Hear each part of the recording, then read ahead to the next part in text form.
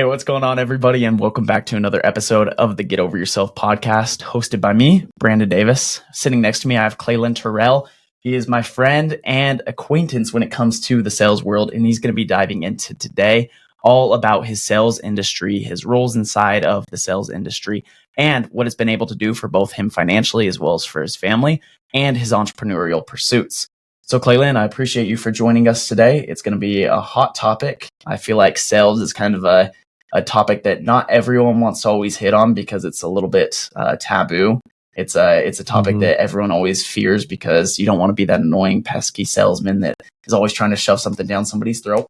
But obviously, it can lead to a lot of success both in your career and the businesses you work for. And for all of our young entrepreneurs listening to today's episode of Get Over Yourself podcast, these ones who are trying to start their own business, sales is everything. If you can't sell, you don't have a business. So super excited to have you on today and share kind of a little bit about your journey. Oh, for sure. Yeah. And I think sales is a lifeblood of business. And I personally didn't look at myself as a salesperson when I got started. I never thought that it's something I would do. I studied finance in college. So I always thought I was going to be like a CFO or a controller because I thought that would help me fast track to being an entrepreneur faster. And then I started, I guess, like just a background, I started in door-to-door sales, then I got into tech sales, and now that's what I'm currently doing. But I feel like I realized in college that sales was the best way to make the money that I wanted and get the network that I wanted and the connections, and it's helped out a lot, right? So I went to school at BYU, Idaho. I did door-to-door sales for pest control.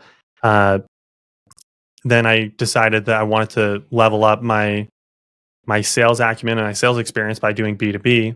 So I joined a tech company here in Utah, a startup, got to ride that wave. Now I'm working at another tech company here, Bill.com. And yeah, man, it's been a fun ride. I think it's enabled us to get into real estate at a younger age.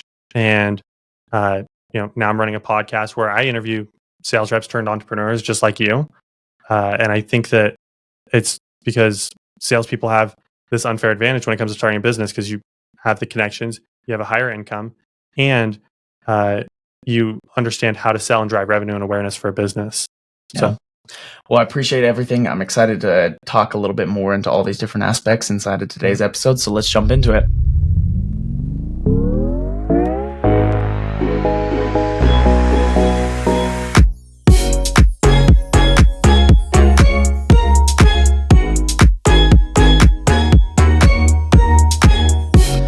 First thing I want to ask here is you started off your kind of sales career in the door-to-door industry. It's something I did as well. You have a lot more sales experience having gone on to do tech sales and whatnot than I did. But door-to-door is a very interesting space. It's very mainstream when it comes to places like Idaho and Utah because most of the population, and you served an LDS mission as well. And so a lot of us went out and we served missions. We're used to knocking on doors. We're used to facing constant rejection. So then when we get home and somebody waves a pretty paycheck in front of us and says, hey, you could do exactly what you just did, rather than going out and spreading gospel, though, you can actually go and sell some kind of product and pay for your college and get started in life. What was your experience with door-to-door? Did you like it? Would you recommend it? Yeah, I think it's changed a lot in the last few years since I did it. I definitely believe that Utah and Idaho have this hidden gem for sales talent because if you can sell Jesus for 2 years or 18 months, like you can definitely sell pest control or solar or alarms, right? And so I think it's really good for folks if they're younger in their career and just want to get a fast track of sales training. I think that it teaches you all the fundamentals about how to drive value, how to drive urgency, close deals, and really like have that sense of self-confidence that without too much help, I can go and drive business for myself. I can go and own my own territory and build a book of business, which helps you, if you want to go start a business later on, it's like no one's going to give it to you. You have to go out and knock on 100 doors and see if people will pay you for that. I think that the door-to-door industry has evolved a lot. They have a lot more technology. And I also think that maybe you've noticed this too, but I think that a lot of our generation right now, not as many people are doing really hard things. And door-to-door is a really hard thing. And so I think that for those that can go and stick it out for 3 to 4 months, that there's an opportunity there for them. If you want something, and and even like the motion of going and knocking on doors is such an interesting motion when it comes to sales, because you're doing something that no one else is doing. Yeah. What's interesting to me is I think door-to-door sales was actually harder than my mission. And the reason why I say that, the mission was 2 years long. I did sales for 2 years, but it's only for the summer. So in reality, it was 2 years compared to 6 to 8 months of work.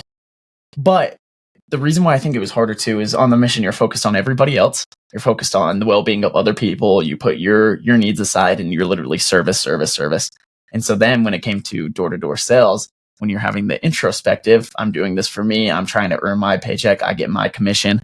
Am I going to go out and work for free today? Or am I going to go make a couple sales and hopefully pay for my tuition, pay for my housing for the next year, my food, everything, And so in some ways, I think it was actually a lot harder. And I agree with what you just said. People the younger generation, our generation who are up and coming right now, it's so easy to get things done these days. If you have a school assignment, you plug it into ChatGPT, you tweak a few words so it gets past the detector, and boom, you're done with your assignment. If you have a sporting event, you have the top tier coaches and the training facilities, and you know every single thing you should be doing to make it to the big leagues. Everything in life is just so simple today, but in some ways, the simplicity behind it is what makes it hard also, because then when you go and enter something a little bit more tougher, when you put yourself in a sales industry, when you put yourself into a challenging situation, you may be a little bit less prepared for it. Yeah. And I think door-to-door taught me a lot about working really hard, because I didn't have a sale for like my first 2.5 weeks, but I'd spent all the money I had to go out to Kansas City for the whole summer, right? And I had to make it work. And so comparing that to the mission, the mission was hard, but like my life wasn't on the line. Like with door-to-door, is like if it didn't work out, I had no backup plan. I had to go back to school in the fall. I needed to pay for. I had a car. I had all these things that I wanted to accomplish, and these dreams and aspirations. And I think that being able to have that grit and stick it through the first summer, I didn't end at the top of the office. I probably came out like a very average first year. But then the next year, I was able to come back and be at the top of the office. And then the next year, I was at the top of the company. And so I think that there's a lot of grit that it takes to be good in that type of sale, because you're getting constant rejection. You're walking 13 miles a day. You're sweating. There's a lot of emotional battles that you have to overcome. And then when I decided to switch into tech, it was similar, where I went to school at BYU Idaho up in Rexburg. Wanting to get into tech is a hard thing, because there's no tech companies. There's no really good internships. For people that are down here in Provo, it's like there's every single tech company that is knocking on the doors of UVU, BYU, the Utah State, Weber, right? Like they're recruiting everyone. But at BYU Idaho, you don't get that as much. And so, I had to come down here several times to meet with companies and really like sell myself. Like there was one, the company I ended up joining, it was called Workstream. The VP of sales, I was chasing him down for like a couple weeks, and I said, "Hey, like I'm coming down to Utah. Can I meet with you?" And we were supposed to have dinner, and he actually missed the dinner appointment. But I stayed the next day, and we ended up getting breakfast, because I was just like really persistent and wasn't going to take no for an answer. Like I needed that job, because I believed in that he was the type of VP that could launch my career, that the company was well funded, it had really good founders, had a good market fit. And then I was able to join in the first, 30 employees, and we ended up scaling that over 2 years to a really big revenue number and a lot more team members, which was really cool. What's interesting about that story too, and I feel like you got to dissect this a little bit for us.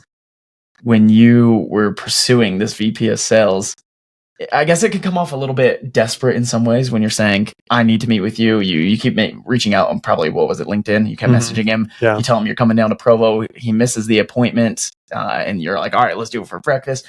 And in some ways, it seems almost desperate, but that desperation is what caused you to get into your career in tech sales. You found the right company. You knew exactly what kind of boss you wanted. You knew who you wanted to be working for, with the environment you want to be surrounded in, and you pursued it. So what's the strategy for somebody who wants to do something similar? They have a company they want to go work at. They have some kind of life goal.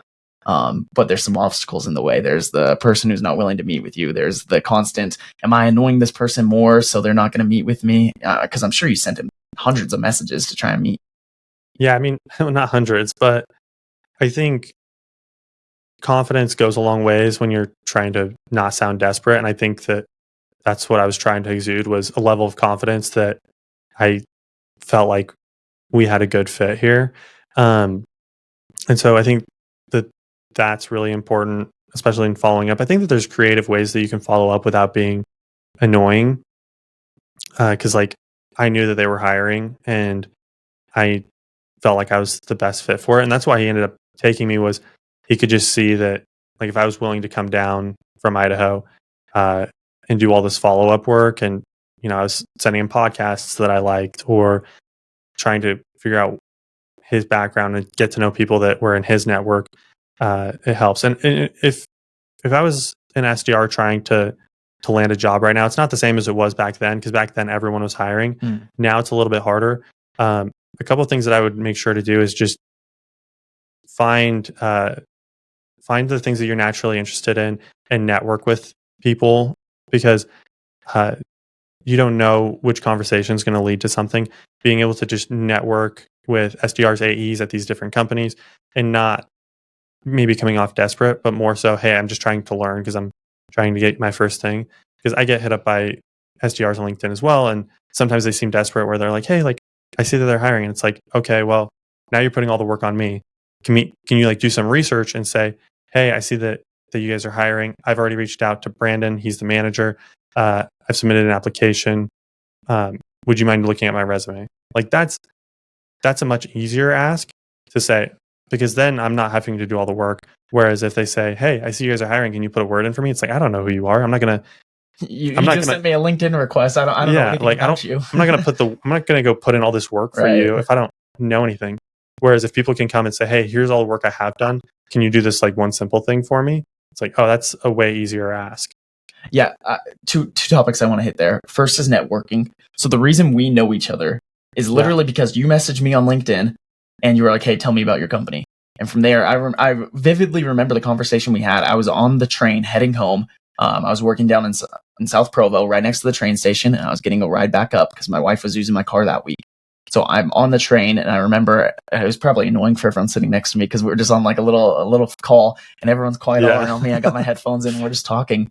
But then it's obviously led to a lot more conversations. Mm-hmm. And so it was that one simple message you sent me over on LinkedIn, and I said, yeah, I want to get to know this guy. And sometimes it'll take a couple more messages than that. But I think the point is you put the effort in, and you said, hey, tell me about your business, something I always want to talk about. Oh, for sure. And that got me intrigued. And in the similar case, your advice to all these people out there, if you're looking to get into a tech career, or I guess not even just for sales, but for any kind of business, do the legwork first. Show them you're actually willing to work hard, and then if they have a little bit of time, you'll give it to them. Yeah, I think if you can kind of find that chord that people get really excited about talking about, it makes it way easier to network. Because when I shoot you a DM on LinkedIn and say, hey, like I see that you were in sales and now you're starting this business, I talk to people about that all the time. It's really natural for you to be like, oh, no way. Like that's literally my life. Mm-hmm. Like I was a salesperson and now I'm building this company called Interval. Like, yeah, I want to talk about that. And then we have this conversation and we just direct it back to everything you're interested in. And it turns into a great relationship. I feel like this is like a funny analogy, but when I met my wife and I got to know her family, everyone was really surprised because her dad and I like can talk like really freely. But the only reason I was able to get him to open up, because he's like a really quiet guy, he's really smart, but really quiet, was I would just find a million questions to ask him about like the things that he's most interested in and then listen back to it. Even if I knew nothing about it or didn't really care about it, I would just like ask him the questions about the things I knew he cared about. And so I think it's the same. His passion. Yeah. He wants to talk about that. Yeah, because he'll talk about it all day, even though like no one else knew that's what he wanted to talk about. Yeah. And another point I wanted to bring up, these people that had messaged you on LinkedIn saying, hey, can you go look at my resume? You didn't know them. And so when you get these kind of messages, these cold messages, anyone who is on LinkedIn knows these, hey, I'd love to set up a quick meeting and chat. It's like, no, you're never going to respond to these people. It's the worst intro you could ever possibly make. But then if you go in with the pitch, hey, I saw that in your case, Bill, I saw Bill's hiring right now. Yeah. I'm super excited. I'm eager to get into tech sales. I want to learn more about it. You look like the man who knows everything. You have a podcast about this. I submitted an application. Not sure if it was good enough because I haven't heard anything in a couple weeks. Would you mind at least looking at the application so I can get ready for my next interview or anything like that? Yeah, I think that goes way further, especially for someone like you or someone like me who puts themselves out there a lot. Like I post pretty regularly on LinkedIn, have a podcast. When you already have content out there, it makes it a lot easier for folks to go and find you and say, oh, like this is what that person cares about. And here's a DM that might be interesting to them. And then also following up too, I think is huge because, you get those people that will ask you for 10 or 15 minutes and you give it to them and then they never talk to you again. Yep. But if you get that person that's like, you give them 15 minutes and then they go execute on the fourth, like the two things that you told them to do. Like you said, hey, I want you to go do this to your resume and do this. Then they'll land a job. Like I have a friend who I helped land an SDR job in Virginia. And he called me one time. I gave him 20 minutes. I said, hey, I need you to go do these 3 things. If you do these 3 things, I promise that it'll help you find what you're looking for.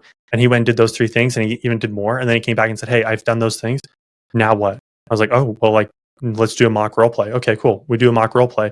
And then he ends up landing the job that he wants. So awesome. And I think it's that those types of things turn into real relationships. And that's what the power of LinkedIn is that you can find people and not just network, but like build like lasting relationships. Like you and I've chatted on and off for months now about like the different things that we're working on. And it's because we cared enough to follow up and maintain interest. Yeah, I have a similar experience. So when I first started the podcast, obviously it was a lot of trial and error. I didn't really have somebody I could go and ask questions to. A lot of my research was just plug and play, trial and error, watch a couple of YouTube videos, which was fine because eventually it made it to where it's at and it's continuing to grow today. But it took a lot longer to get there. And so the advice that a lot of people come to me for, I've had other BYU students, hey, whenever I bring up wanting to start a podcast, somebody refers me to you because they know at BYU, I'm the kid with the podcast. The people know Brandon has the podcast. So anyone within my network that talks to somebody who wants to start a podcast, they always send them my way. Happy to chat with anyone. I love referring podcast tips, getting started questions, anything like that. But going back to your point, the issue is a lot of times I'll sit down with somebody 15 to 30 minutes. And I'll say, all right, these are the steps I took. This is what I would have done differently at the beginning if I was you. And then I hear from them maybe once after that, maybe never again. No idea if they ended up starting it. But to me, I look back on this conversation and say, okay, I just spent 30 minutes of my day trying to help you do something that has zero reward for me, which I'm fine to do. I like serving other people. I like communicating with them, but there was zero follow-up. Mm-hmm. Then on the contrary, I have this friend, Jonathan. He has a marketing agency, so he helps businesses perform better, rank better on Google, and that's his entire business. And so one way he wanted to get his marketing services out there more is to start a podcast and share his expertise, get other guests who are in the similar realm and get them on the show. And so he came to me and he said, all right, Brandon, I have questions about this specifically. He came with specific questions to the conversation, how we can get started, what the best recording software is, the best microphones, dumb, simple questions that, yes, you can maybe find online, but when you have that personal connection, it can actually relate a little bit more to. And then after you'd ask me those questions and I give my responses, like you said, he would go and execute. Mm-hmm. Then he would come back and say, hey, this is where I'm at right now. Any suggestions from here? And to me, that is so much easier because number one, it makes me feel like, okay, the advice I shared, he actually took. So that makes me feel better, makes me want to continue meeting with people and helping them out. And then number two, he actually listened to the advice we gave. Because sometimes you'll meet with somebody and think, that advice is terrible. Yeah, no, it's super awesome when people do take that. And I feel like it just shows a level of sincerity or seriousness because there's so many statistics about everybody wanting to start a podcast. And I think it's actually even more now. And maybe it's just because like I've recently started podcasting, but I feel like there's so many people that are like, oh, I want to start a podcast about gardening or about business or about these things that I'm interested in. But there's only a few people that stick to it. And I feel like, especially with podcasting, with like what you've done and what I'm starting to do, is it becomes a part of your lifestyle where you have to commit to saying once a week or once every other week, I'm going to sit down and record, edit, distribute, and promote it. And I think that maybe that's like something that people don't realize is like the lifestyle change that it brings, but it also brings a lot of really fun rewards too. Definitely. And that's with anything in life. That's whenever you set a goal, you always have big aspirations at first, and sometimes you need to tweak them. And I respect that. Sometimes it's not for everybody. You record a couple episodes, you realize it's not exactly your cup of tea. But I think the big principle at the end is, if you're going to actually go and seek advice from somebody, whether that be for podcasting, for sales, for anything like that, go and actually come with information at hand. Say, this is what I'm working on. Do you think this is a good direction? Come with specific questions at hand. And then at the end of it, still follow up and say, hey, Clay, I appreciate the time we had. I appreciate you taking 15 minutes to look over my resume. Turns out I got an offer, but tech sales isn't going to be for me. But I really do appreciate the time you spent with me, just getting to know me, hearing my story a little bit. Because even if it doesn't work out, where they didn't get into tech sales, podcast, or whatever thing they're working on, whatever life goal, you can still have that connection. Because who knows where they're going to be in the next 10 years? They're still going to have that connection with you. Oh, for sure. And then maybe in 3 years, when they go back and look at that LinkedIn DM conversation, and I see that the last message they sent was a closed loop, it just brings a lot of confidence. Oh, yeah. But I mean, I'm sure your parents said stuff like this growing up too, where it's like, be kind to everybody, because you never know, one day somebody might be your boss. And I feel like the older I get, the more true that is, where it might not be somebody that's my boss, but it's somebody that I want to hire, or it's somebody that I want to try and recruit over my team, or somebody that I want to do business with, or that I want to send business to, right? And so I think that just like maintaining that level of care with your relationships is huge. Yeah. Not only just with your relationships, but people you work with in the past too. Yeah. Luckily I was taught that when I was young, go into these work experiences and make sure you're always on your best behavior, make sure you're always giving it your all. Doesn't matter what job I was working. Heck, I was a lifeguard when I was in high school. But I know there's still people I could reach out to from that initial lifeguarding job to get things done. I know my old boss from the local parks and rec that ran that aquatic center. I know I can reach out to her. She would remember who I was. And if I had some kind of favor to ask inside of her world, I know she would get it done for me, because I was a valiant employee and I made sure that I respected her time and everything that she wanted. So it doesn't just go to the initial relationship. It goes deeper, from the connections you have at church, from the connections you have at work, and everything in between. Yeah, I think it's huge. I think that it just goes into like your personal brand of every interaction you have. Am I someone that follows up, keeps commitments? Am I honest or true to my word and stuff like that? Yeah. So I want to steer the conversation a little bit back towards tech sales here for a second. There's kind of two main roles when it comes to a tech sales environment. There's a couple others, but the two I want to focus in on are an SDR and an AE, account executive. So you've had the experience to be both. So I want you to tell everyone that's looking into this kind of industry what both are like, and what the difference is, how they can kind of scale up to become an AE and whatnot.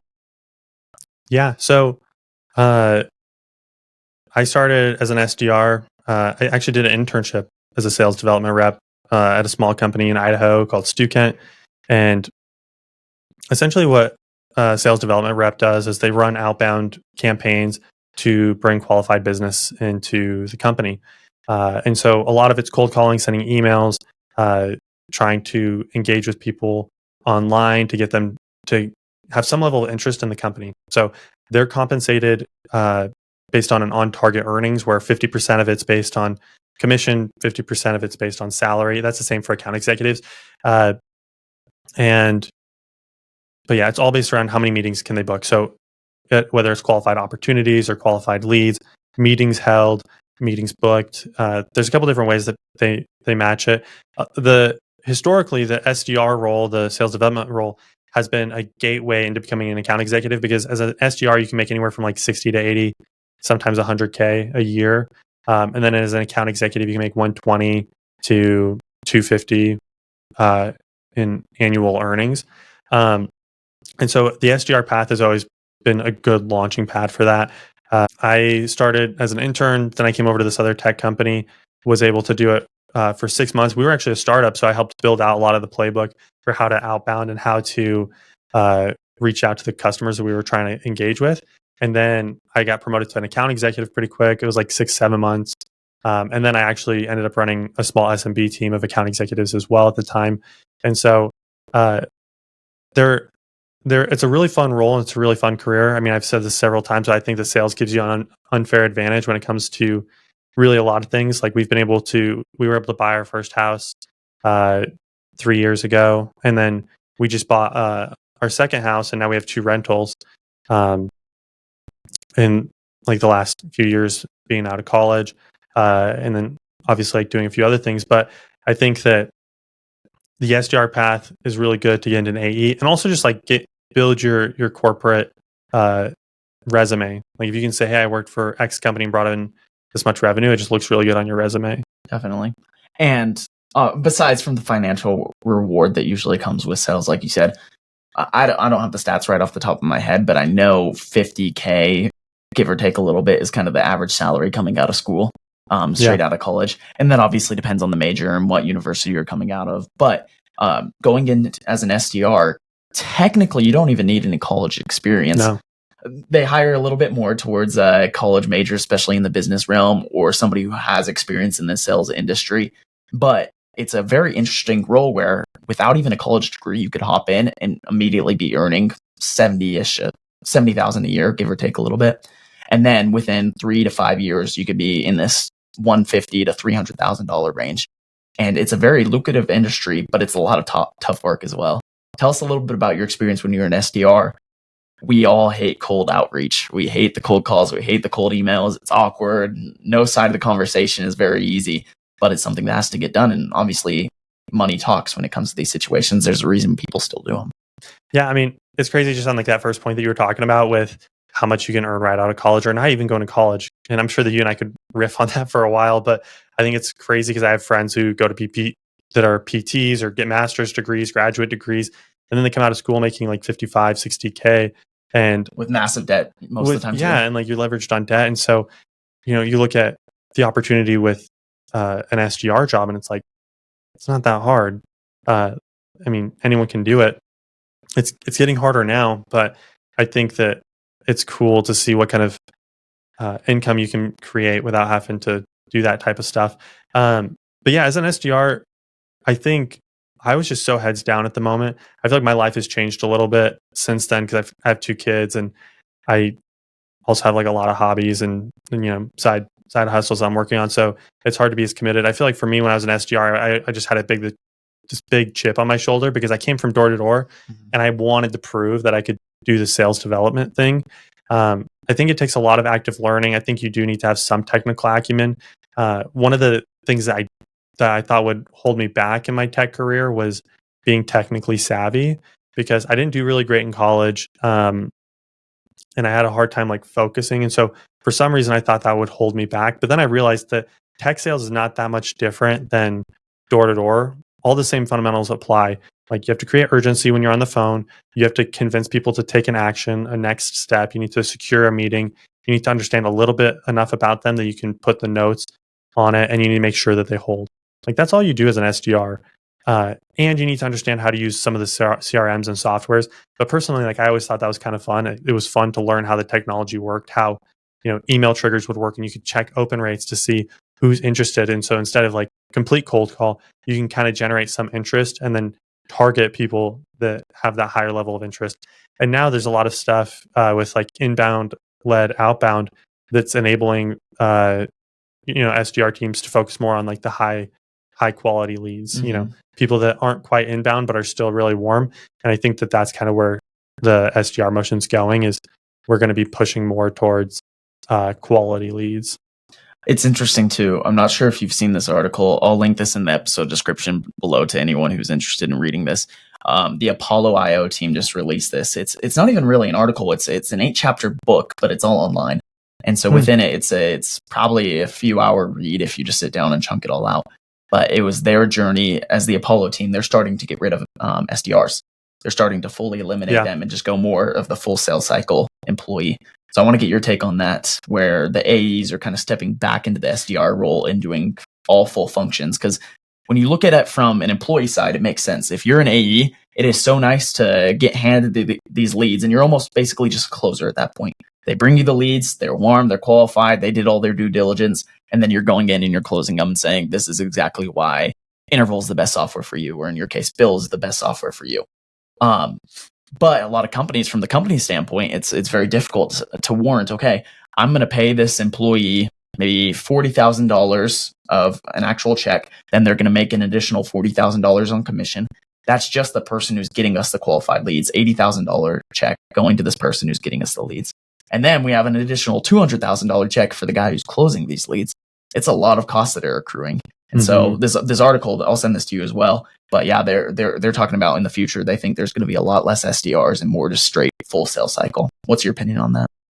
Well, I'm not a sales leader, so I don't know if I have a super expert opinion, but I do agree with that notion. I recorded a podcast about this too, how I think a lot of teams are going to be shifting budget away from SDRs, which is a very expensive department, and more towards marketing and more towards things that bring high quality leads, maybe like in-person events. Like we've been seeing those come back really heavy in the last 9 months. And so I think that there's a lot of ways that marketing teams can shift budget and be more lean and stuff, because one of the reasons why we've been able to hire SDRs is because we've had such great funding for the last 5 to 7 years in tech. Whereas now a lot of that funding is drying up. And so you have to push for profitability way sooner than they would have ever wanted to. And part of that is getting lean with marketing and getting lean with the closers, So we're taking out a lot of steps, which I do think provides a lot of cool opportunities though for growth agencies, for businesses that know how to do this. Because I think there's some cool tools coming out that will make teams way more efficient, but they may need to outsource it. Speaking of these growth agencies, you're trying to, in the next few years, your goal is to go from sales more into the entrepreneurial venture. You believe sales is the perfect route into the entrepreneurial venture because you get the funding, you have a base career, and then like we said at the beginning of the episode, if your company can't sell anything, you're not a company. If you can't sell your product, doesn't matter how great the product is. It could be the best thing on earth, the best piece of software, anything like that. But if you can't sell it, it's pointless. So tell us a little bit about your entrepreneurial journey coming up here in the next couple of years. Yeah. So I guess a lot of it spurred from maybe just going back to like 2 years ago. I was at this tech company. I was at Workstream. We grew really fast in 2 years, and then they ended up laying off the team that I was managing, and it was really disheartening. And I just decided, hey, you know what? While I'm looking for my next job, let me just try and start a business, because I don't want to be dependent on one source of income. And like the whole reason I got into sales was I always wanted to start a business. And so I ended up doing a little bit of consulting. I started a little marketing agency, and that stuff kind of like went by the wayside as soon as I started working again. And it also just, I had a hard time like trying to figure out my market fit because I wasn't making as much as I wanted. And so about 7 months ago, I started a podcast interviewing sales reps turned entrepreneurs and how they'd done that. And at the same time, we bought our next property. And so really like the whole purpose of this podcast was like, I want to find people that are 2 to 3 years ahead of where I am and learn from them, and also learn like what would be a good fit for me, because I listen to these other shows where they're interviewing people that buy these like $3 million businesses that are doing 500K in EBITDA. And it's like, okay, well, that's not realistic. I don't want to get over leveraged on debt and become a slave to some business. So I guess kind of the way I look at it, I'm experimenting with a few things. But some of the things that I've been able to do recently is I've been able to help some sales reps land jobs with companies. I've also been able to connect them with growth agencies that they're trying to start. So people that are trying to do fractional SDR work, I can connect them with people that have already done it. And I've also connected companies with these growth agencies that are helping them outsource some of their marketing, which is great because, like you said, SDRs are going down and companies are trying to look for ways to be more efficient with their growth funds. And so I'm able to help point them to the right companies and some of the partners that I've been able to network with. And so those are kind of some of the things that I'm working towards. But I do agree, like the sales provides like a really cool opportunity for young entrepreneurs that are trying to grow, because this is something I've been able to do fully on the side while I'm working a full-time W-2, while I'm being a full-time salesperson. But I'm able to do this to help supplement my income and to provide service back into a community that I'm really passionate about. Yeah. And I think that's the perfect example you can give to somebody who, especially these listeners of the Get Over Yourself podcast, who are maybe on the edge of entrepreneurship. They think, okay, I know I want to head in that direction. I just don't know if now's the right time. And I'm the big proponent of always, all right, just jump with your feet first and just go for it. But also at the same time, I recognize that at some points in your life, there are different circumstances that are going to cause you to reflect a little bit more and say, okay, I know I want to do this, but maybe now's not the right timing. And timing is everything in this world. If you jump into a market at the wrong time, it's the difference between success and then a company who does it 5 years later who failed. It's all about timing inside of this world. And so what's your advice to anyone who is kind of on that edge right now? They're thinking, okay, I know entrepreneurship's for me, but it might not be for me right now. Oh yeah, I mean, I think I probably relate more to you when it comes to just taking the step, because you just don't know unless you try something. And so, if somebody's on the edge and not sure if like now's the right time, look, you can start almost anything with almost no money and with little time. And that's one of the things that I like to ask a lot of people on the podcast is like, or even in the guests that I interview with, it's so cool because a lot of them got started with like low investment. And so I would just say, hey, how could you start this for 4 hours a week and with spending less than $500? If you can do that, then go ahead and do it, because I mean, no one wants to be that poser that like talks about doing something and like never does it. And so I feel like I can relate to you where I just want to go and try it and see if I fail. Like same as when I started door to door, when I started tech, or even when I started doing consulting and tried starting my marketing business. Like I don't know if any of them have taken, like none of them have like really taken off, like those businesses that I was trying to start. But like I'm just gonna be the guy that goes out and does it, because then at least you have the scars of saying that like, hey, I tried, as opposed to always wondering if it would have worked out. It's so much more fun that way too. Yeah. I don't wake up every single day dreading going to work. I have so much fun when I come to this office, and me and my partner Connor are just cranking out the weirdest issues. Every single day there's such a random thing that gets brought up, and it makes me happy to come to work every day. And a year from now, if Interval completely flops and I don't have anything going, this was the coolest experience. And I know I'm going to go on to something else. I'm the guy who did it. And that could be everybody who's listening today. That's you. That's anybody who actually wants to take the first step and just jump into it. And I know it's scary. I know in society we've been taught to fear failure and don't be the person that fails, get straight A's, be the perfect attendance record, be the perfect, most ideal person in the entire world. But that's not life. And so if you can just get out there and kind of put your fears aside and say, I'm going to try this, even if it absolutely tanks, I promise you the learning experience is going to be there for you. Yeah. Well, okay. Maybe I'll end with this. Like one of my favorite quotes is by Brian Lubin. I don't know if you know who that is, but he's a podcaster, and he runs the Action Academy podcast. And one of the phrases he said is, your worst case scenario is your current situation. And so if we walk through this scenario, like let's say you're working at a tech job, but you want to start this side hustle. And what's the worst case scenario? Well, let's say I spend $100 and it doesn't work out, and then I have to go back and keep working my job. Okay, so the worst case scenario is that it doesn't work out and you keep working your job. So your worst case scenario is literally what's happening. You're working your day job, and that's your worst case scenario. So the only difference is that in one situation you actually tried it, and the other one is that you didn't.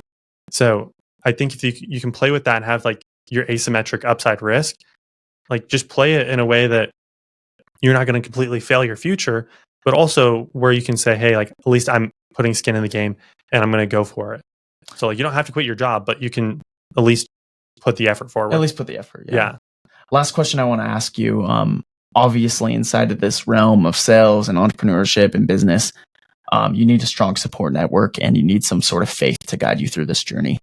Looking into my own life, I have an amazing wife. While I'm out here playing startup and trying to get something rolling, she's out there working every single day for our family and our future.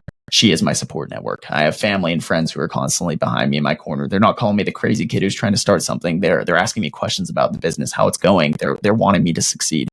Same likewise in my faith. Every single night when I get on my knees and I pray to God and I ask him for success, I don't know that he's going to deliver in the way that I necessarily picture inside of my own head. Rarely that's the case. But I know at the end of the day, no matter what happens, I'll have God on my side, and he'll be there ready to help me when I reach out for his hand. what kind of support system have you had inside of your life, as well as faith system, that has kind of got you to where you're at today and where you will be? That's a good question. I would say I do have a strong faith. Like, I think that I believe in a God, and I think He's here to help. I do believe in having family and friends that are supportive. I think that I've been super fortunate in my life to have, parents, friends, colleagues, and people that believe in me. I think that it's important to find those people. How you go about doing that, I don't know. I think it's so different for so many different people, because some people are just blessed with people to be around them. I I would say maybe like one thing that helps is just having a really strong routine and boundaries. So for me, I try to live every day very similar. Like, I wake up and I work out. I spend some time on my content, and then when I'm at work, I'm at work. And when I get off work, I'm with my family. And then when the kids go down, I'll go edit a few things or do some more work later on. And so I think that just being really consistent can overcome a lot of the ups and downs, especially like, for folks in sales or for people in entrepreneurial land. There's so many highs and lows and peaks and valleys that you just need to be able to control what you can control. Definitely. Well, awesome, Clay. I appreciate you for joining us on today's episode of the Get Over Yourself podcast. Guys, if you're interested in hearing any more content, in the episode description below, I'm going to link his podcast as well as his LinkedIn and any other form of social media and website you might want to reach out with. You also host a weekly, I believe it's weekly newsletter, right? Bi-weekly. Bi-weekly. Okay. So bi-weekly newsletter where you guys can subscribe and hear more tech stories and everything in between. What's your podcast called so everyone can go reach out? Salespreneur Stories. Salespreneur Stories. Apple Podcasts, Spotify, everything in between. Yep. YouTube, everywhere. Perfect. So guys, make sure to go check out Salespreneur Stories. And with that all being said, we'll see you next week.